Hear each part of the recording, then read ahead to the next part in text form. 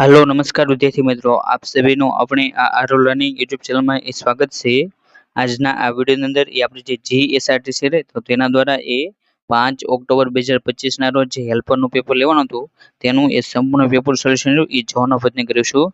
જે તમને આવનારી જે કંડક્ટરની ભરતી અને જે ડ્રાઈવરની ભરતી તેની અંદર ખૂબ જ ઉપયોગી બનશે। અને આવનારી જે કંડક્ટરની ભરતી તો તેની અંદર કંડક્ટરની 6540 જગ્યાએ છે, જ્યારે ડ્રાઈવરની એ 4599 તે તેની એ જગ્યાએ છે। માટે તમે આ પેપર સોલ્યુશન તો તેને છેલ્લે સુધી જોવાનો આગ્રહ રાખજો। તેની અંદર સૌથી પહેલો પ્રશ્ન કે ભારત દ્વારા વર્ષ ખાલસિયાના ઓલિમ્પિક રમતો માટે અમદાવાદ શહેરની સત્તાવાર પસંદગી કરવામાં આવી છે। તો જે ઓલિમ્પિક તો તે 2036 નું અમદાવાદમાં યોજાય તો તે માટે ભારત દ્વારા પ્રસ્તાવ રજૂ કરવામાં આવ્યો છે। માટે જે ઓપ્શન બી 2036 તે તેનો જવાબ બને છે। અને આ જ રીતે ભારત દ્વારા અમદાવાદ શહેર તો ત્યાં 2030 ની જે કોમનવેલ્થ ગેમ રહી તો તેનું પણ આયોજન કરવામાં આવશે। અને 2038 ની જે એશિયન ગેમ રહી તો તેનું પણ આયોજન અમદાવાદ ખાતે થાય તો તેવો પણ પ્રસ્તાવ રજૂ કરવામાં આવ્યો છે। માટે તમારે આ ઓલિમ્પિક, કોમનવેલ્થ ગેમ અને એશિયન ગેમ્સ તે ત્રણેય કયા વર્ષમાં અમદાવાદ શહેરમાં યોજવા માટેનું આયોજન થયું છે તે તમારે ખાસ કરીને યાદ રાખવું। અને આ જે કોમનવેલ્થ નું આયોજન રહ્યું તો 2030 અમદાવાદ ખાતે આયોજન થવાનું છે। પરંતુ જે આ ઓલિમ્પિક ગેમ અને એશિયન ગેમ રહી તો તેની મંજૂરી હવે પછી આપવામાં આવશે। ત્યારબાદ બીજો પ્રશ્ન કે ગુજરાત હાઈકોર્ટ દ્વારા ગુજરાત હાઈકોર્ટ કયા જિલ્લામાં સ્થિત છે? તો જે ગુજરાત હાઈકોર્ટ અમદાવાદ ખાતે આવેલું છે। માટે જે ઓપ્શન એ અમદાવાદ તે તેનો જવાબ બને છે। ત્યારબાદ ત્રીજો પ્રશ્ન કે આઈપીએલ ની વર્ષ 2025 ફાઇનલ મેચમાં રોયલ ચેલેન્જર બેંગ્લોર અને ખાલસિયા ટીમ પહોંચી હતી। તો જે 2025 ની જે આઈપીએલ હતી તો તેની અંદર રોયલ ચેલેન્જર બેંગ્લોર વિજેતા બન્યું હતું, જ્યારે રનર અપ પંજાબ કિંગ્સ બન્યું હતું। માટે જે ત્રીજો પ્રશ્ન તો તેની અંદર ઓપ્શન બી પંજાબ કિંગ્સ તે તેનો જવાબ બને છે। ત્યારબાદ ચોથો પ્રશ્ન કે ગુજરાતના કયા જિલ્લાને સૌથી વધુ દરિયા કિનારો મળેલો છે? તો ગુજરાતના જે કચ્છ જિલ્લો તો તેને સૌથી વધુ દરિયા કિનારો મળેલો છે। માટે જે ઓપ્શન ડી કચ્છ તે તેનો જવાબ બને છે। અને હાલમાં ગુજરાતમાં કુલ 34 જિલ્લા આવેલા છે। માટે તમારે આ જે જિલ્લો તેનું નામ યાદ રાખવું અને તમે કોમેન્ટ બોક્સમાં જણાવજો કે જે 34મો જિલ્લો બન્યો તો તેનું નામ કયું છે અને તેનું મુખ્ય મથક કયો તાલુકો તેનું મુખ્ય મથક છે। ત્યારબાદ પાંચમો પ્રશ્ન કે ગુજરાતમાં એકમાત્ર બ્લુ ફ્લેગ દરિયા કિનારો શિવરાજપુર બીચ કયા જિલ્લામાં આવેલો છે? તો જે આ શિવરાજપુર બીચ દેવભૂમિ દ્વારકામાં આવેલો છે। માટે જે ઓપ્શન સી દેવભૂમિ દ્વારકા તે તેનો જવાબ બને છે। ત્યારબાદ છઠ્ઠો પ્રશ્ન કે અલગ પડતો શબ્દ તમારે ઓળખાવાનો છે। તો જે છઠ્ઠો પ્રશ્ન તો તેની અંદર ઓપ્શન ડી જે કાલિંદી અલગ પડે છે, જ્યારે કમળ, નલિન, સરોજ તે બધા એકબીજાના સમાન શબ્દ છે। માટે જે ઓપ્શન ડી તે તેનો જવાબ છે। ત્યારબાદ સાતમો પ્રશ્ન કે મહામૃત્યુમાંથી અમૃત સમીપે નાથ લઈ જા આ સંધિ આ વાક્ય તો તેનું તમારે સંદ ઓળખાવાનો છે। તો જે સાતમો પ્રશ્ન તો તેની અંદર ઓપ્શન બી શિખંડની સંધિ તે તેનો જવાબ બને છે। ત્યારબાદ આઠમો પ્રશ્ન કે રૂઢિપ્રયોગનો અર્થ આપો, દૂધમાંથી પોરા કાઢવા તો જે આઠમો પ્રશ્ન તો તેની અંદર ઓપ્શન બી જે સારી વસ્તુમાંથી અવગુણો શોધવા તો તે તેનો જવાબ બને છે। માટે જે ઓપ્શન બી તે તેનો સાચો જવાબ છે। ત્યારબાદ નવમો પ્રશ્ન કે કહેવતનો અર્થ આપો, ધાણીનો બળદ ઢેરનો ઢેર તો જે નવમો પ્રશ્ન તો તેની અંદર ઓપ્શન સી એટલે કે કામ કર્યા છતાં વિકાસ ન થવો તે તેનો જવાબ બને છે। માટે જે ઓપ્શન સી તે તેનો જવાબ છે।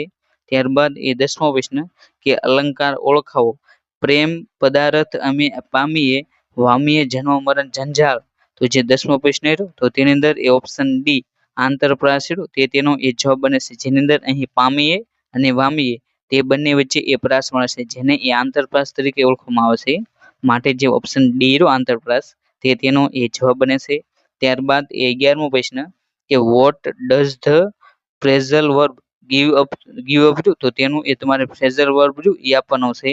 તો જે 11મો પ્રશ્ન તો તેની અંદર ઓપ્શન એ એટલે કે ટુ સ્ટોપ ટ્રાઇંગ તે તેનો જવાબ બને છે। માટે જે ઓપ્શન એ તે તેનો સાચો જવાબ છે। ત્યારબાદ 12મો પ્રશ્ન કે choose the correct form of sentence તો તમારે અહીં જે સાચો જે શબ્દ રહ્યો એ પસંદ કરવાનો હશે. તો આઈ હેવ ખાલી જગ્યા ફ્રેન્ડ્સ ઇન માય ક્લાસ, તો જે 12મો પ્રશ્ન રહ્યો તો તેની અંદર એ ઓપ્શન સી મેની રહ્યું તેનો એ જવાબ બને છે. ત્યારબાદ એ 13મો પ્રશ્ન કે pick the correct passive voice form, એટલે કે તમારે સાચું રહ્યું એ પેસિવ વોઇસમાં એ રૂપાંતર કરવાનું છે. તો તે વાક્ય છે people believes that side in the haunted, તો જે 13મો પ્રશ્ન રહ્યો તો તેની અંદર એ ઓપ્શન સી એટલે કે it is believed that the side is haunted, એટલે કે જે ઓપ્શન સી રહ્યું તેનો એ જવાબ બને છે. ત્યારબાદ એ 14મો પ્રશ્ન choose the correct reported speech, તો તે આ જે વાક્ય રહ્યું તો તેને એ ડાયરેક્ટ અથવા તો ઇનડાયરેક્ટ સ્પીચ રહ્યું તો તેની અંદર એ રૂપાંતર કરવાનું છે. તો તે વાક્ય છે C said I may go to the market, તો જે આ 14મો પ્રશ્ન રહ્યો તો તેની અંદર એ ઓપ્શન એ એટલે જે C sad C might go to the market, એટલે જે ઓપ્શન એ રહ્યો તેનો એ જવાબ બને છે. ત્યારબાદ એ 15મો પ્રશ્ન કે ચૂઝ ધ કરેક્ટ પ્રિપોઝિશન, તો ધ સ્ક્વિરલ ઇઝ હાઇડિંગ ખાલી જગ્યા ધ સ્ટેબલ, તો જે 15મો પ્રશ્ન રહ્યો તો તેની અંદર એ ઓપ્શન બી એટલે જે અંડર રહ્યું તેનો એ જવાબ બને છે. ત્યારબાદ એ 16મો પ્રશ્ન કે આપેલ પૈકી ખાલી જગ્યા તે સર્ચ એન્જિન છે, તો જે 16મો પ્રશ્ન રહ્યો તો તેની અંદર એ ઓપ્શન બી એટલે જે બિંગ રહ્યું એ એક પ્રકારનું એ સર્ચ એન્જિન છે, એટલે તમને અહીં જે સર્ચ એન્જિન રહ્યું તો તે એ પૂછવામાં આવ્યું છે. જ્યારે ફાયરફોક્સ રહ્યું એ વેબ બ્રાઉઝરનું ઉદાહરણ છે. ત્યારબાદ એ 17મો પ્રશ્ન કે વેબ પેજને એ રિફ્રેશ કરવા માટે એ કઈ કી વપરાય છે, તો જે વેબ પેજ હોય તો તેને એ રિફ્રેશ કરવા માટે એ F5 ની જે કી રે એ વપરાય છે, માટે જે ઓપ્શન સી રહ્યો F5 તેનો એ જવાબ બને છે. જ્યારે F1 રે એ હેલ્પ માટેની એ શોર્ટકટ કી છે. ત્યારબાદ 18મો પ્રશ્ન કે વિન્ડોઝની અંદર એ કંટ્રોલ પેનલનું મુખ્યત્વે કામ રહ્યું એ નીચેના પૈકી કયું છે, તો જે 18મો પ્રશ્ન રહ્યો તો તેની અંદર એ ઓપ્શન એ જે સેટિંગ્સ બદલવા અથવા તો સિસ્ટમનું એ માળખું બદલવું તે એ કંટ્રોલ પેનલ તો તેનું એ કામ રહેલું છે, માટે જે ઓપ્શન એ રહ્યો તેનો એ જવાબ બને છે. ત્યારબાદ એ 19મો પ્રશ્ન કે આપેલ વિકલ્પો પૈકી એ કમ્પ્યુટરમાં ઇનપુટ સાધન રહ્યું એ તમારે ઓળખવાનું છે, તો જે કીબોર્ડ રહ્યું એ ઇનપુટ સાધન છે, માટે જે ઓપ્શન સી રહ્યું તેનો એ જવાબ બને છે. જ્યારે મોનિટર પ્રિન્ટર અને સ્પીકર તે તેને એ આઉટપુટ સાધનો છે. ત્યારબાદ એ 20મો પ્રશ્ન કે વેબસાઇટમાં એક કેપ્ચાનો ઉપયોગ મુખ્યત્વે શા માટે થાય છે, તો જે વેબસાઇટ કોઈ પણ તમે વેબસાઇટ ખોલો તો તેની અંદર એ તમને કેપ્ચા રહ્યું એ ભરવાનું કહે છે, તો તેનો મુખ્ય હેતુ રહ્યો એ અનઅધિકૃત જે બોટ્સ હોય તો તેને અટકાવવા માટેનો છે, માટે જે ઓપ્શન સી રહ્યું તેનો એ જવાબ બને છે. ત્યારબાદ એ 21મો પ્રશ્ન કે નીચે પૈકી ઓપન સોર્સ સોફ્ટવેર એ કયું છે, તો જે ઓપન સોર્સ સોફ્ટવેર એટલે કે એવું સોફ્ટવેર કે જેને વાપરવા માટે એ તમારે કોઈ પણ પ્રકારનો એ પૈસા ચૂકવવા ન પડે તો તેને એ ઓપન સોર્સ સોફ્ટવેર એ કહેવામાં આવે છે. તો જે 21મો પ્રશ્ન રહ્યું તો તેની અંદર એ ઓપ્શન ડી એટલે કે જે લિનક્સ રહ્યું એ એક પ્રકારનું એ ઓપન સોર્સ સોફ્ટવેર છે, માટે જે ઓપ્શન ડી રહ્યું તેનો એ જવાબ બને છે. ત્યારબાદ એ 22મો પ્રશ્ન કે HTTP રહ્યું તો તેનું ફૂલ ફોર્મ એ શું થાય, તો જે HTTP રહ્યું તો તેનું ફૂલ ફોર્મ એ હાઇપર ટેક્સ્ટ ટ્રાન્સફર પ્રોટોકોલ થાય છે, માટે જે ઓપ્શન એ તેનો એ જવાબ બને છે.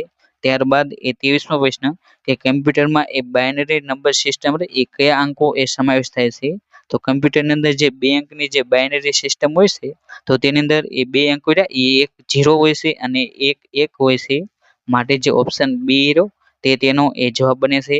ત્યારબાદ એ 24મો પ્રશ્ન કે નીચે પૈકી કયું કમ્પ્યુટરમાં વાયરસ આવવાથી થતા લક્ષણોમાંથી એક નથી, તો જે 24મો પ્રશ્ન હતો તો તેની અંદર એ ઓપ્શન સી સ્ટોરેજની જગ્યા એ વધી જવી તે એ વાયરસ આવવાથી એ થતું નથી, માટે જે ઓપ્શન સી તેનો એ જવાબ બને છે.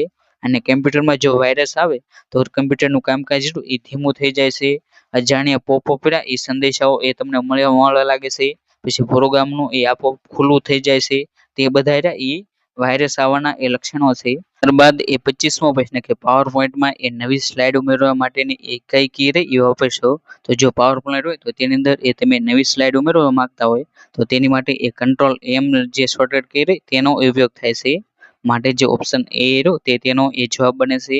જ્યારે કંટ્રોલ એન રહ્યું એ તમે પાવર પોઈન્ટમાં નવી ફાઇલ ઉમેરવા માંગતા હોય તો તેની માટેની છે, જ્યારે કંટ્રોલ એ રહ્યું એ ફાઇલને એ સેવ કરવા માટેની છે.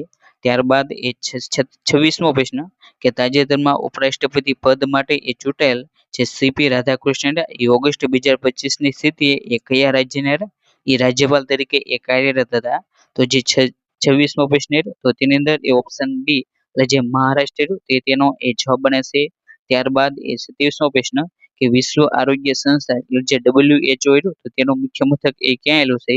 તો નું મુખ્ય મથક રહ્યું એ જેનેવા ખાતે આવેલું છે. માટે જે ઓપ્શન એ રહ્યું તે તેનો એ જવાબ બને છે. ત્યારબાદ એ 28મો પ્રશ્ન કે ગુજરાત વિધાનસભામાં એ કુલ કેટલી બેઠકો આવેલી છે?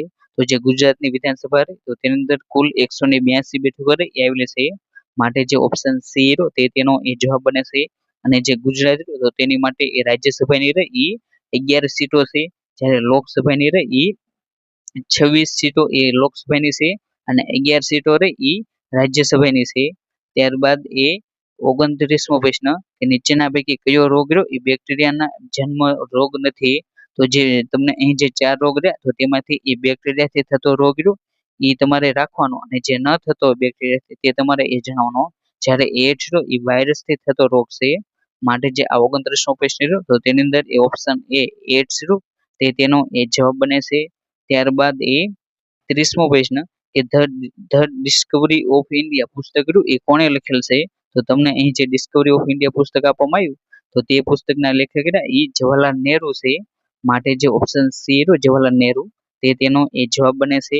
ત્યારબાદ એ 31મો પ્રશ્ન કે ગુજરાતમાં વન્ય પ્રાણી સૃષ્ટિમાં એ જયવીરોની જોડી તરીકે પ્રખ્યાત થયેલ જે બંને એ ખાલી જગ્યાનું તાજેતરમાં નિધન થયું છે. તો જે જયવીરોની જે જોડી હતી એ સિંહની એ જોડી હતી. માટે જે ઓપ્શન બી રહ્યો સિંહ તે તેનો એ જવાબ બને છે. ત્યારબાદ એ 32મો પ્રશ્ન કે વર્ષ 2024 નો સમર ઓલિમ્પિક રહ્યો એ કયા શહેરમાં એ યોજાયો હતો? તો જે 2024 નો જે સમર ઓલિમ્પિક હતો તો તેનું આયોજન એ પેરિસ ખાતે એ કરવામાં આવ્યું હતું. માટે જે ઓપ્શન બી રહ્યો પેરિસ તે તેનો એ જવાબ બને છે. ત્યારબાદ એ 33મો પ્રશ્ન કે સંવિધાન દિવસ રહ્યો એ ક્યારે મનાવવામાં આવે છે? તો જે સંવિધાન દિવસ રહ્યો તો તેની ઉજવણી એ 26 નવેમ્બરના રોજ એ કરવામાં આવે છે. માટે જે ઓપ્શન સી રહ્યો 26 નવેમ્બર તે તેનો એ જવાબ બને છે. ત્યારબાદ એ 34મો પ્રશ્ન કે તાજેતરમાં જાહેર થયેલ 71માં રાષ્ટ્રીય ફિલ્મ પુરસ્કારમાં નીચેના પૈકી કયા ગુજરાતી અભિનેત્રીને એ શ્રેષ્ઠ સહાયક અભિનેત્રી માટેનો પુરસ્કાર એ મળેલો છે? તો જે 34મો પ્રશ્ન રહ્યો તો તેની અંદર એ ઓપ્શન સી જાનકી બોડીવાલા રહ્યો તે તેનો એ જવાબ બને છે. ત્યારબાદ એ 35મો પ્રશ્ન કે વિટામિન એ ની ઉણપથી એ કયો રોગ થાય છે? તો જે વિટામિન એ ની ઉણપથી એ રતાંધળોનો રોગ થાય છે. માટે જે ઓપ્શન બી રહ્યો રતાંધળાપણું તે તેનો એ જવાબ બને છે. જ્યારે બી થી એ બેરાબેરી, સી થી સ્કેર્વી અને ડી થી એ રિકેટસના રોગો થતા હોય છે. ત્યારબાદ એ 36મો પ્રશ્ન કે સિંધુ ખીણની સભ્યતાનું અગત્યનું જે સ્થળ ધોળાવીરા રહ્યું એ હાલમાં ગુજરાતના કયા તાલુકામાં આવેલું છે? તો જે આ ધોળાવીરા જે સ્થળ રહ્યું તો તેને એ 2021માં એ વર્લ્ડ હેરિટેજ સાઇટ તરીકે એ જાહેર કરવામાં આવ્યું હતું. અને જે એ ગુજરાતનો કચ્છ જિલ્લો રહ્યો તો તેની અંદર એ આવેલું છે. અને અહીં તમને રહ્યું એ તાલુકો પૂછવામાં આવ્યો છે. તો જે 36મો પ્રશ્ન રહ્યો તો તેની અંદર એ ઓપ્શન સી ભચાઉ રહ્યું તે તેનો એ જવાબ બને છે. ત્યારબાદ એ 37મો પ્રશ્ન કે ભરૂચ શહેર એ પ્રાચીન સમયમાં કયા નામથી ઓળખવામાં આવતું હતું? તો જે ભરૂચ શહેર તો તે પ્રાચીન સમયમાં એ ભૃગુ કચ્છ તરીકે ઓળખાતું હતું. માટે જે ઓપ્શન ડી રહ્યો ભૃગુ કચ્છ તે તેનો એ જવાબ બને છે. ત્યારબાદ એ 38મો પ્રશ્ન કે ગુજરાતમાં અંગ્રેજોએ એ તેમની પ્રથમ કોઠી જે ફેક્ટરી હતી એ કઈ જગ્યાએ એ સ્થાપી હતી? તો તેની અંદર એ ઓપ્શન એ સુરત રહ્યું તે તેનો એ જવાબ બને છે. ત્યારબાદ એ 39મો પ્રશ્ન કે ગાંધીજી દ્વારા ભારતમાં પ્રથમ ભૂખ હડતાલ એ ક્યાં યોજવામાં આવી હતી? તો તેનો જવાબ રહ્યો એ ઓપ્શન બી અમદાવાદ મિલ મજૂર આંદોલન. તો તે વખતે એ ગાંધીજીએ પ્રથમ વખત એ ભૂખ હડતાલ એ કરી હતી. ત્યારબાદ એ 40મો પ્રશ્ન કે ખાલી જગ્યા જમીનને એ કાળી જમીનની માટી તરીકે પણ ઓળખવામાં આવે છે. તો જે આ 40મો પ્રશ્ન રહ્યો તો તેને એ રદ કરવામાં આવ્યો હતો. કેમ કે અહીં જે સાચો જવાબ રહ્યો એ રેગુર આવે પરંતુ અહીં રંગુર જે જોડની પૂર્ણ હોવાથી એ આ પ્રશ્ન રહ્યો 40મો એ જે ફાઇનલ આન્સર કરી આવી તો તેની અંદર એ રદ થયેલો હતો. ત્યારબાદ એ 41મો પ્રશ્ન કે અહીં તમને જોડકાય એ જોડવાનો છે જેની અંદર એ ધાર્મિક સ્થળ અને તે એ કયા જિલ્લામાં આવેલું છે તે તમારે એ જણાવવાનું છે. તો તેની અંદર જે બહુચરાજી રહ્યું તો તે એ મહેસાણા ખાતે આવેલું છે. એટલે કે જે એક રહ્યું તો તેની અંદર એ 2 હોય તો તે એ સાચું. પછી જે પાલીતાણા રહ્યું તો તે એ ભાવનગરમાં એટલે જે 2 હોય તો તેની અંદર એ 4. પછી ઉદવાડા અને વડતાલ તો જે આ વડતાલ રહ્યું એ ખેડા ખાતે આવેલું છે. જ્યારે ઉદવાડા રહ્યું એ વલસાડ ખાતે આવેલું છે. એટલે કે જે આ 41મો પ્રશ્ન રહ્યો તેની અંદર એ ઓપ્શન ડી પહેલામાં 2, બીજામાં 4, પછી ત્રીજામાં 1, ચોથામાં 3 આ રીતે જે ઓપ્શન ડી રહ્યું તેનો એ જવાબ બને છે. ત્યારબાદ એ 42મો પ્રશ્ન કે નીચેના પૈકી કયા રાજ્ય સાથે એ ગુજરાતની સીમા રહી એ સૌથી વધારે એ જોડાયેલી છે. તો જે ગુજરાતની સૌથી વધુ સીમા રહી એ જે રાજસ્થાન રાજ્ય રહ્યું તો તેની સાથે એ જોડાયેલી છે. માટે જે ઓપ્શન બી રહ્યો રાજસ્થાન તેનો એ જવાબ બને છે.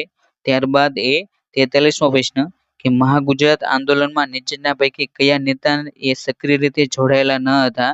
તો જે મહાગુજરાત આંદોલન થયું તો તેની અંદર એ જે સરદાર પટેલ એ સક્રિય રીતે એ જોડાયેલા ન હતા, કેમ કે તે વખતે તો એ તેમનું એ અવસાન થઈ ગયું હતું.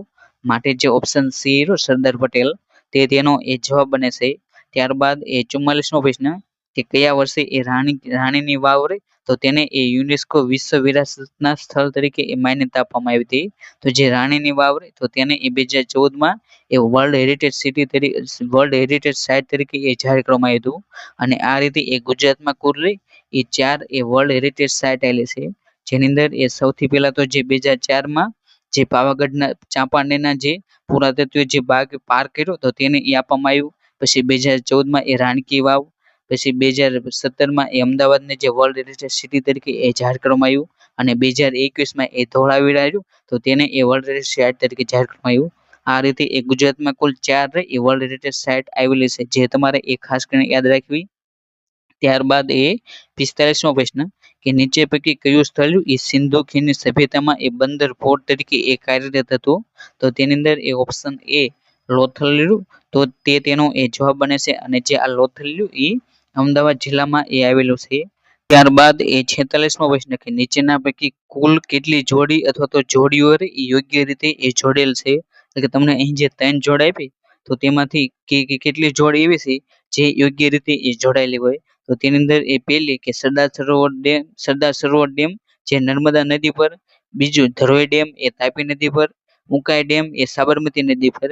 તો જે આ 46મો પ્રશ્ન રહ્યો તો તેની અંદર એ ઓપ્શન એ એટલે જે એક જોડ રહી તે જ એ સાચી છે, કેમ કે જે આ સરદાર સરોવર ડેમ રહ્યો એ નર્મદા નદી ઉપર આવેલો છે, જ્યારે આ ધરોઈ ડેમ રહ્યો એ સાબરમતી નદી પર, અને જે આ ઉકાઈ ડેમ રહ્યો એ તાપી નદી પર આવેલો છે.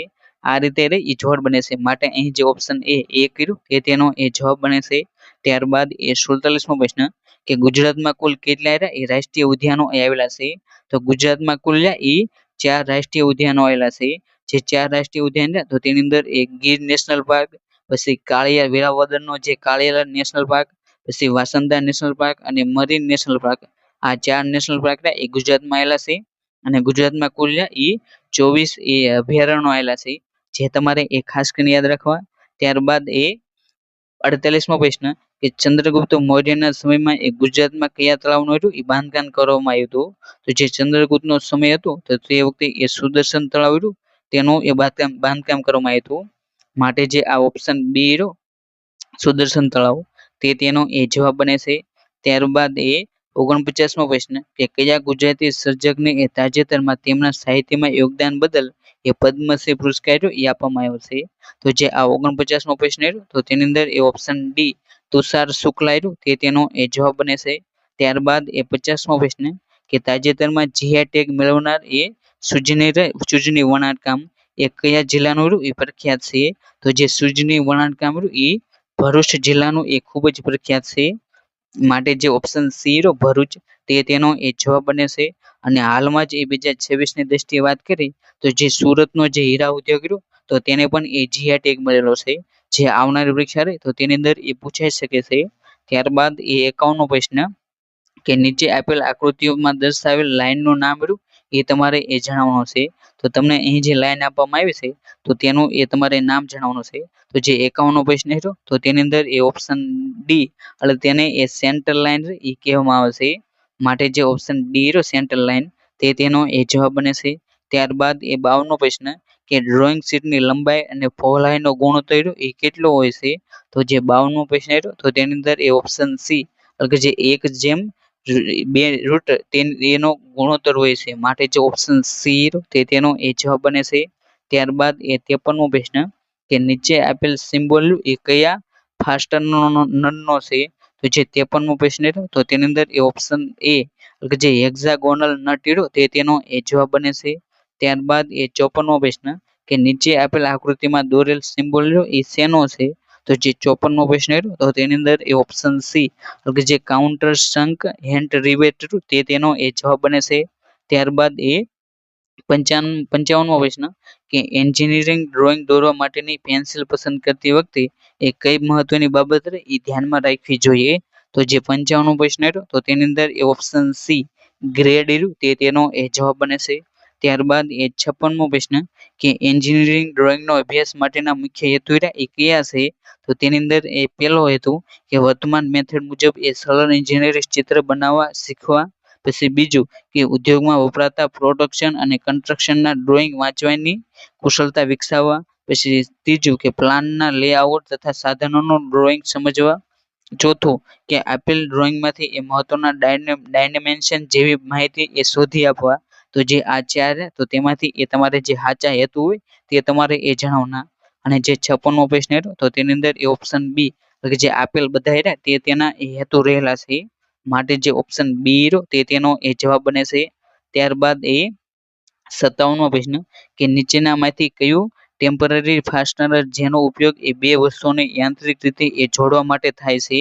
તો જે આ 57મો પ્રશ્ન રહ્યો તો તેની અંદર એ ઓપ્શન એ એટલે જે બોલ્ટ નટ રહ્યું તેનો એ જવાબ બને છે. ત્યારબાદ એ 58મો પ્રશ્ન કે આઈસી એન્જિનમાં એ ફ્લોપ વ્હીલનો હેતુ રહ્યો એ કયો છે? તો જે આ 58મો પ્રશ્ન રહ્યો તો તેની અંદર એ ઓપ્શન સી એટલે જે એન્જિનમાં કંપન ઘટાડવો તેનો એ હેતુ લેલો છે. માટે જે ઓપ્શન સી રહ્યો તેનો એ જવાબ બને છે. ત્યારબાદ એ 59મો પ્રશ્ન કે V6 પ્રકારના એન્જિનમાં એ સિલિન્ડરો વચ્ચેનો સામાન્ય ખૂણો રહ્યો એ કેટલો હોય છે? તો જે 59મો પ્રશ્ન રહ્યો તો તેની અંદર એ ઓપ્શન બી 60 ડિગ્રી રહ્યો તેનો એ જવાબ બને છે. ત્યારબાદ એ 60મો પ્રશ્ન કે 4 સ્ટોક સાયકલ એન્જિન માટેનો એ સાચો પાછળથી ક્રમ રહ્યો એ કયો છે? તો જે 60મો પ્રશ્ન રહ્યો તો તેની અંદર એ ઓપ્શન બી એટલે જે એક્ઝોસ્ટ પાવર કમ્પ્રેશન સક્શન તેનો એ સાચો જવાબ છે. માટે જે ઓપ્શન બી રહ્યો તેનો એ જવાબ બને છે. ત્યારબાદ એ 61મો પ્રશ્ન કે નીચેનામાંથી ટર્બો ચાર્જર માટે એ શું સાચું છે? તો જે 61મો પ્રશ્ન રહ્યો તો તેની અંદર એ ઓપ્શન બી એટલે તે ડીઝલની તે એન્જિનની એ કાર્યક્ષમતા વધારે છે. માટે જે ઓપ્શન ડી રહ્યો તેનો એ જવાબ બને છે. ત્યારબાદ એ 62મો પ્રશ્ન કે ફ્યુલ ફિલ્ટરમાં ઓવરફ્લો વાલ્વનું કાર્ય એ શું રહેલું છે? તો જે 62મો પ્રશ્ન રહ્યો તો તેની અંદર એ ઓપ્શન ડી એટલે કે જે ફ્યુલ ટાંકીમાં એ વધારાનું ફ્યુલ એ પાછું મોકલવા માટે તેનું એ કાર્ય રહેલું છે. માટે જે ઓપ્શન ડી રહ્યો તેનો એ જવાબ બને છે. ત્યારબાદ એ 63મો પ્રશ્ન કે જ્યારે એ ક્લચ પેડલ દબાય છે તો ત્યારે એ ક્લચમાં નીચેના દર્શાવ્યામાંથી કઈ ક્રિયા એ થાય છે? તો જે 63મો પ્રશ્ન રહ્યો તો તેની અંદર એ ઓપ્શન એ જે પ્લેસલ પ્લેટ ફ્લાય વ્હીલથી એ દૂર ખસે છે. માટે જે ઓપ્શન એ રહ્યું તેનો એ જવાબ બને છે. ત્યારબાદ એ 64મો પ્રશ્ન કે વાહનોમાં એ ટાયરોના સ્થાન બદલવાનો મુખ્ય ઉદ્દેશ્ય એ શું રહેલો છે? તો જે આ 64મો પ્રશ્ન તો તેની અંદર એ ઓપ્શન બી એટલે જે એક સરખો ઘસારો થાય તો તે માટે એ વાહનોના ટાયર તો તેના સ્થાન એ બદલવાના આવે છે. માટે જે ઓપ્શન બી તેનો એ જવાબ બને છે. ત્યારબાદ એ 65મો પ્રશ્ન કે જો કોઈ ટાયર એ 195/55R 1687 Z સાઇઝ દર્શાવે છે જેમાં Z એ સ્પીડ રેટિંગ દર્શાવે છે તો Z મુજબ એ સ્પીડ એ કેટલા કિમી પ્રતિ કલાકની હોય છે? તો જે આ 65મો પ્રશ્ન તો તેની અંદર એ ઓપ્શન ડી એટલે જે 240 કિમી પ્રતિ કલાક તો તેની એ સ્પીડ હોય છે. માટે જે ઓપ્શન ડી તેનો એ જવાબ બને છે. ત્યારબાદ એ 66મો પ્રશ્ન કે જો માઇક્રોમીટર 23.50 નું માપ રેટિંગમાંથી દર્શાવે છે જો માઇક્રોમીટરમાં એ પોઝિટિવ એરર હોય તો તેનું સાચું વાંચન એ શું થાય? એરર 0.03 છે. તો જે 66મો પ્રશ્ન તો તેની અંદર એ ઓપ્શન બી એટલે કે જે 23.47 તેનો એ જવાબ બને છે. ત્યારબાદ એ 67મો પ્રશ્ન કે સ્લેજ હેમર માટે એ નીચેનામાં 10 જણાવવામાંથી કયું યોગ્ય છે? તો જે આ 67મો પ્રશ્ન તો તેની અંદર એ ઓપ્શન સી એટલે કે જે ઉપરોક્ત પૈકી એ વિકલ્પ અને બી વિકલ્પ તે બંને એ સાચા છે. જેની અંદર એ વિકલ્પ કે આ પ્રકારની હેમર અન્ય હેમર કરતા એ ભારે હોય છે. પછી તેનો ઉપયોગ એ મોટા ભાગે લુહારી દ્વારા એ કરવામાં આવે છે. માટે જે ઓપ્શન સી રહ્યું તે તેનો એ જવાબ બને છે. ત્યારબાદ એ 68મો પ્રશ્ન કે બસ્ટર્ડ ફાઇલમાં એ 100 થી 450 લાંબી ફાઇલમાં એ થીમની સંખ્યા રહી એ કેટલી હોય છે? તો જે આ 68મો પ્રશ્ન છે તો તેની અંદર એ ઓપ્શન સી 6 થી 18 પ્રતિ સેમી તે તેનો એ જવાબ બને છે. ત્યારબાદ એ 69મો પ્રશ્ન કે બેઝિંગ કરવા માટે એ કેટલું તાપમાન એ જરૂરી છે? તો જે 69મો પ્રશ્ન રહ્યો તો તેની અંદર એ ઓપ્શન બી એટલે જે 842 ફેરનહીટ થી 2192 ફેરનહીટ નું તાપમાન એ જરૂરી છે. માટે જે ઓપ્શન બી રહ્યો તે તેનો એ જવાબ બને છે. ત્યારબાદ એ 70મો પ્રશ્ન કે MIG રહ્યું તો તેનું પૂરું નામ એ શું થાય? તો જે MIG રહ્યું તો તેનું ફૂલ ફોર્મ એ મેટલ ઇન્ટરગેસ થાય છે. માટે જે ઓપ્શન એ રહ્યો તે તેનો એ જવાબ બને છે. ત્યારબાદ એ 71મો પ્રશ્ન કે ડ્રીલ કટિંગ એંગલ કેટલો હોય છે? તો જે 71મો પ્રશ્ન રહ્યો તો તેની અંદર એ ઓપ્શન ડી એટલે કે જે 118 ડિગ્રી રહ્યો તે તેનો એ જવાબ બને છે. ત્યારબાદ એ 72મો પ્રશ્ન કે જો કોઈ પાઇપ ઉપર એ બાહ્ય થ્રેડ બનાવવા હોય તો કયો ટૂલ રહ્યો તો તેનો એ ઉપયોગ થાય છે? તો જે 72મો પ્રશ્ન રહ્યો તો તેની અંદર એ ઓપ્શન એ ડાય રહ્યું તે તેનો એ જવાબ બને છે. ત્યારબાદ એ 73મો પ્રશ્ન કે માર્કિંગ ટૂલ સબસ્ક્રાઇબર કયા મટીરિયલનું એ બનેલું હોય છે?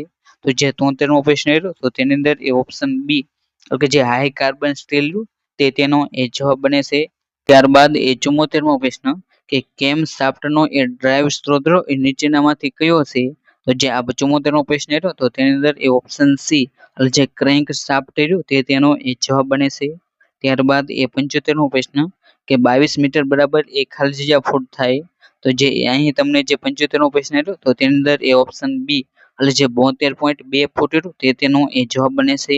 ત્યારબાદ એ 76મો પ્રશ્ન કે જ્યોતિ તીવ્રતાનો એસઆઈ એકમ રહ્યો એ કયો છે? તો જે જ્યોતિ તીવ્રતા રહે તો તેનો એસઆઈ એકમ એ કેન્ડેલા છે. માટે જે ઓપ્શન એ રહ્યો કેન્ડેલા તે તેનો એ જવાબ બને છે. ત્યારબાદ એ 77મો પ્રશ્ન કે CGS પદ્ધતિમાં એ લંબાઈ દર સમયમાં એ એકમનો અનુક્રમે એ ખાલી જગ્યા એ હોય છે? તો જે આ CGS પદ્ધતિ રહે તો તેની અંદર એ જે લંબાઈ રહે તો તેનો એકમ એ સેન્ટીમીટર છે. જ્યારે દળ રહ્યું તો તેનો એકમ એ ગ્રામ છે. અને જે સમય રહે તો તેનો એકમ એ સેકન્ડ છે. માટે જે ઓપ્શન ડી રહ્યો તે તેનો એ જવાબ બને છે. ત્યારબાદ એ 78મો પ્રશ્ન કે 200 સેલ્સિયસ બરાબર એ ખાલી જગ્યા ફેરનહીટ થાય? તો જે 78મો પ્રશ્ન રહ્યો તો તેની અંદર એ ઓપ્શન સી એટલે જે 392 ફેરનહીટ તે તેનો એ જવાબ બને છે. એટલે જે ઓપ્શન સી રહ્યો તે તેનો એ સાચો જવાબ છે. ત્યારબાદ એ 79મો પ્રશ્ન કે અવરોધના શ્રેણી જોડાણમાં એ કઈ રાશિ એ સમાન હોય છે? તો જે અવરોધનું જે શ્રેણી જોડાણ કરો તો તેની અંદર એ સમાન રાશિ એ કરંટ હોય છે. માટે જે આ 79મો પ્રશ્ન રહ્યો તો તેની અંદર એ ઓપ્શન ડી કરંટ રહ્યું તે તેનો એ જવાબ બને છે. ત્યારબાદ એ 80મો પ્રશ્ન કે નીચેનામાંથી સૌથી સારું સુવાહક રહ્યું એ કયું છે? તો જે સૌથી સારું સુવાહક રહ્યું એ કોપર છે. માટે જે ઓપ્શન એ રહ્યું કોપર તે તેનો એ જવાબ બને છે. ત્યારબાદ એ 81મો પ્રશ્ન કે 1 મેટ્રિક HP બરાબર એ ખાલી જગ્યા વોટ થાય? તો જે આ 81મો પ્રશ્ન રહ્યો તો તેની અંદર એ ઓપ્શન બી એટલે જે 735.5 વોટ તે તેનો એ જવાબ બને છે. માટે જે ઓપ્શન બી રહ્યો તે તેનો એ જવાબ છે. ત્યારબાદ એ 82મો પ્રશ્ન કે પાવર બરાબર એ ખાલી જગ્યા તો જે 82મો પ્રશ્ન રહ્યો તો તેની અંદર એ ઓપ્શન ડી એટલે જે પાવર બરાબર એ વીઆઈ બને છે. માટે જે ઓપ્શન ડી રહ્યો તે તેનો એ સાચો જવાબ છે. ત્યારબાદ એ 83મો પ્રશ્ન કે ઇલેક્ટ્રિક એન્જિનનો એસઆઈ એકમ રહ્યો એ કયો છે? તો જે 83મો પ્રશ્ન રહ્યો તો તેની અંદર એ ઓપ્શન બી જૂલ રહ્યું તે તેનો એ જવાબ બને છે.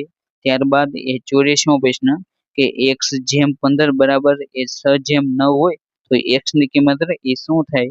તો જે 84મો પ્રશ્ન રહ્યો તો તેની અંદર એ ઓપ્શન સી 10 રહ્યું તે તેનો એ જવાબ બને છે.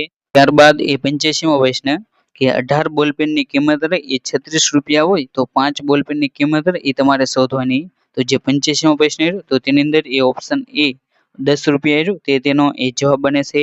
ત્યારબાદ એ 86મો પ્રશ્ન કે જો a જેમ બરાબર b બરાબર 8/10 હોય તથા b જેમ c બરાબર 15/20 હોય તો a જેમ b જેમ c બરાબર એ કેટલા થાય? તો જે 86મો પ્રશ્ન રહ્યો તેની અંદર એ ઓપ્શન સી 12/15/20 એટલે જે ઓપ્શન સી રહ્યું તે તેનો એ જવાબ બને છે. ત્યારબાદ એ 87મો પ્રશ્ન કે એક ફેક્ટરીના 20 વાયરમેનને એ વાયરિંગ કરતા એ 16 દિવસ લાગે છે, તો 40 વાયરમેનને એ કેટલો સમય લાગે? તો જે 87મો પ્રશ્ન હતો તો તેની અંદર એ ઓપ્શન ડી એટલે જે 8 દિવસ રહ્યું તેનો એ જવાબ બને છે. ત્યારબાદ એ 88મો પ્રશ્ન કે એક પદાર્થ એ સીધી રેખામાં એ 168 મીટરનું અંતર રહ્યું એ 21 સેકન્ડમાં એ કાપે છે, તો તે પદાર્થનો વેગ રહ્યો એ કેટલો શોધવાનો છે? તો જે આ 88મો પ્રશ્ન હતો તો તેની અંદર એ ઓપ્શન બી એટલે કે જે 8 મીટર પ્રતિ સેકન્ડ રહ્યું તેનો એ જવાબ બને છે. માટે જે ઓપ્શન બી રહ્યું તેનો એ જવાબ છે. ત્યારબાદ એ 89મો પ્રશ્ન કે પ્રવેગ બરાબર એ ખાલી જગ્યા થાય, તો જે આ 89મો પ્રશ્ન રહ્યો તો તેની અંદર એ ઓપ્શન એ જે વેગમાં થતો ફેરફાર અથવા તો જે સમય હોય તો તેને એ પ્રવેગ કહેવામાં આવે છે. માટે જે ઓપ્શન એ રહ્યું તેનો એ જવાબ બને છે. ત્યારબાદ એ 90મો પ્રશ્ન કે ગતિના નિયમો મુજબ v બરાબર એ u પ્લસ ખાલી જગ્યા થાય, તો જે 90મો પ્રશ્ન રહ્યો તો તેની અંદર એ ઓપ્શન ડી એટલે જે 80 રહ્યું તેનો એ જવાબ બને છે. ત્યારબાદ એ 91મો પ્રશ્ન કે જો પ્રારંભિક વેગ કરતા એ અંતિમ વેગ ઓછો હોય તો ત્યારે વેગમાં થતા ફેરફારને એ શું કહેવામાં આવશે? તો તેને એ પ્રતિપ્રવેગ કહેવામાં આવશે. માટે જે ઓપ્શન બી રહ્યો તેનો એ જવાબ બને છે. ત્યારબાદ એ 92મો પ્રશ્ન કે A4 શીટની સુવ્યવસ્થિત સાઇઝ જણાવો. એટલે તમને અહીં જે A4 સાઇઝ હોય તો તેની પહોળાઈ અને લંબાઈ એ કેટલી હોય તો તે તમારે એ જણાવવાની છે. તો જે 92મો પ્રશ્ન રહ્યો તો તેની અંદર એ ઓપ્શન સી જે 210 ગુણ્યા 297 તેનો એ જવાબ બને છે. માટે જે ઓપ્શન સી રહ્યો તેનો એ સાચો જવાબ છે. ત્યારબાદ એ 93મો પ્રશ્ન કે નીચે આપેલ મટીરિયલના પરંપરાગત સિમ્બોલને એ તમારે ઓળખવાનો છે. તો તમને અહીં જે સિમ્બોલ આપ્યો તો તે એ કયા પ્રકારનો સિમ્બોલ છે? તો જે 93મો પ્રશ્ન રહ્યો તો તેની અંદર એ ઓપ્શન બી એટલે જે પોર્સેલિન તેનો એ જવાબ બને છે. ત્યારબાદ એ 94મો પ્રશ્ન કે ડીઓ D1 D2 D3 એ ડ્રોઈંગમાંના કયા સાધન રહ્યા તો તે એ પ્રકારો છે. તો જે આ 94મો પ્રશ્ન રહ્યો તો તેની અંદર એ ઓપ્શન એ એટલે કે તે એ ડ્રોઈંગના બોર્ડ છે. માટે જે ઓપ્શન એ રહ્યો ડ્રોઈંગ બોર્ડ તેનો એ જવાબ બને છે. ત્યારબાદ એ 95મો પ્રશ્ન કે IS 1360 1989 મુજબ એ કયા પ્રકારના ટી સ્કેલમાં એ બ્લેડની લંબાઈ રહી 500 mm હોય છે. તો જે 95મો પ્રશ્ન તો તેની અંદર એ ઓપ્શન ડી એટલે જે T3 તેનો એ જવાબ બને છે. ત્યારબાદ એ 96મો પ્રશ્ન કે સામાન્ય રીતે એ સેટ સ્કેલ કયા પ્રકારના એ જોવા મળે છે. તો જે 96મો પ્રશ્ન તો તેની અંદર એ ઓપ્શન બી એટલે જે 30 ડિગ્રી 60 ડિગ્રી 45 ડિગ્રી અને 90 ડિગ્રી તો તેની અંદર એ સેટ સ્ક્વેર એ જોવા મળતા હોય છે. માટે જે ઓપ્શન બી તેનો એ જવાબ બને છે. ત્યારબાદ એ 97મો પ્રશ્ન કે કોણાક માપનો મુખ્ય ઉપયોગ એ જણાવવાનો છે. તો જે 97મો પ્રશ્ન તો તેની અંદર એ ઓપ્શન ડી એટલે જે એંગલ્સ માપવા એ કોણાક માપનો ઉપયોગ કરવામાં આવે છે. માટે જે ઓપ્શન ડી તેનો એ જવાબ છે. ત્યારબાદ એ 98મો પ્રશ્ન કે નીચેનામાંથી કયો પેન્સિલ ગ્રેડ એ સૌથી એ નરમ ગણાય છે. તો જે 98મો પ્રશ્ન તો તેની અંદર એ ઓપ્શન સી એટલે જે સબી તે એ સૌથી નરમ પેન્સિલની ગ્રેડ છે. માટે જે ઓપ્શન સી તેનો એ જવાબ છે. ત્યારબાદ એ 99મો પ્રશ્ન કે પેન્સિલના HB ગ્રેડનો અર્થ એ શું થાય? તો જે 99મો પ્રશ્ન તો તેની અંદર એ ઓપ્શન ડી એટલે જે પેન્સિલ હોય તો તેની અંદર જે HB ગ્રેડ તમે જોવો તો તેનો અર્થ એ હાર્ડ એન્ડ બ્લેક થાય છે. માટે જે ઓપ્શન ડી તેનો એ જવાબ બને છે. ત્યારબાદ એ 100મો પ્રશ્ન કે કન્ટિન્યુઅસ થિંક લાઇન શેના માટે એ વપરાય છે? તો જે 100મો પ્રશ્ન તો તેની અંદર એ ઓપ્શન એ જે વસ્તુની જોઈ શકાય તેવી ધાર દર્શાવવા માટે એ જે કન્ટિન્યુઅસ એટલે જે લગાતાર લાઈન એનો ઉપયોગ થાય છે. માટે જે ઓપ્શન એ તેનો એ જવાબ બને છે. એટલે કે અહીં જે આપણે તો તે એ હેલ્પરનું 5 ઓક્ટોબર 2025 રોજ જે પેપર લેવાનું તો તેનું એ સંપૂર્ણ સોલ્યુશન એ જોવાનો પ્રયત્ન કર્યો. અને આ જે લેક્ચર એટલે કે જે આ PDF તો તે PDF એ તમને આપણી જે ટેલિગ્રામ ચેનલ તો તેમાંથી એ મળી જશે. તો ત્યાંથી તેને એ ચોક્કસ એ જોઈ લેવી. અને આપણી જે ચેનલ તો તેની ઉપર એ કંડક્ટર અને ડ્રાઈવરના જે ભૂતકાળના પેપર તો તેના સોલ્યુશનના વિડીયો તે પણ એ મૂકેલા છે. અને તે તમામ વિડીયો જોવા માટેની લિંક એ જે આ વિડીયો તો તેના એ ડિસ્ક્રિપ્શન બોક્સમાં મળી જશે. તો ત્યાંથી એ તેને ચોક્કસ એ જોઈ લેજો. અને જો તમે હજી સુધી ચેનલને સબસ્ક્રાઈબ ન કરી હોય તો ચેનલને સબસ્ક્રાઇબ કરજો, કેમ કે આપણે એ જીએસઆરટીસીની જે કંડક્ટર અને જે ડ્રાઈવરની ભરતી રહે તો તેના સંબંધિત એ મહત્વના વિડીયો એ લાવતા રહીશું. અને thank you for watching this video. જય હિન્દ, જય ભારત.